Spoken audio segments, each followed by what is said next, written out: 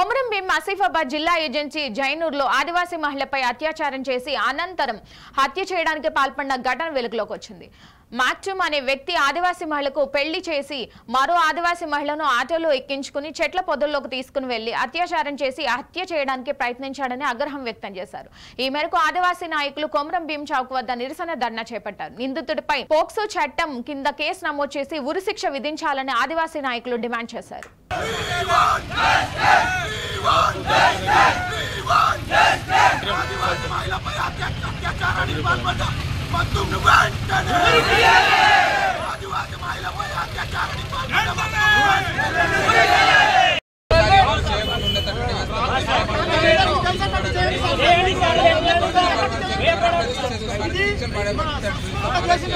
మొన్న జరిగినటువంటి ఆదివాసీ మహిళపై ఒక మైనారిటీ ముస్లిం కమ్యూనిటీకి సంబంధించినటువంటి మగ్దుమ్ గానికి ఉరి తీయాలని పెద్ద డిమాండ్ తో ఇక్కడ మేము ధర్నా చేయడం జరుగుతున్నది.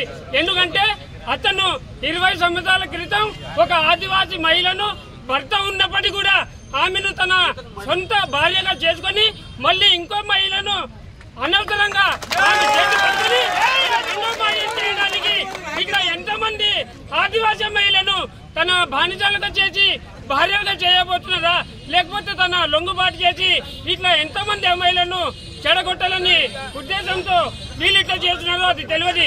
కాకపోతే ఇవాళ మనము మగ్దుమ్ గానికి ఇష్టపడితే ఇక్కడ ఉన్నటువంటి ప్రతి ఒక్క ముస్లిం కూడా అదే దారి పాల్పడతారని మేము ఆవేదనతో ఇక్కడ ఈ రోజు ధర్నా కఠినంగా నిర్వహిస్తున్నాము. ఒక చెల్లెగా సిర్పురి మండలంలోని కోయినూరుకు వెళ్ళినటువంటి రాఖీ పౌర్ణమి సందర్భంగా, అంటే ఆదివాసులు అంటే మేము రాఖీ సందర్భంగా అన్నదమ్ములు కలుసుకుంటాం. అందులో భాగంగా పోతున్న తరుణంలో ఇక్కడ ఉన్నటువంటి ముస్లిం బతుకు తెరకు వచ్చినటువంటి ముస్లిం ఒకడు తీసుకుపోతూ నిర్మల్షన్ ప్రాంతానికి ఆటో ద్వారా తీసుకెళ్లి ఆమెను అత్యాచారం చేసి హత్య చేశాడు. కానీ అనివార్య కారణాలు కొంతమంది చూస్తే మరి హాస్పిటల్లో తీసుకెళ్లడం జరిగింది. ఆమె చావు బతుకులు ఉంది కాబట్టి ఆ మగ్దుం పైన వెంటనే అట్రాసిటీ అత్యాచారం కేసుతో పాటు వెంటనే ప్రజాస్వామిక దీని మీద స్పందించాలి.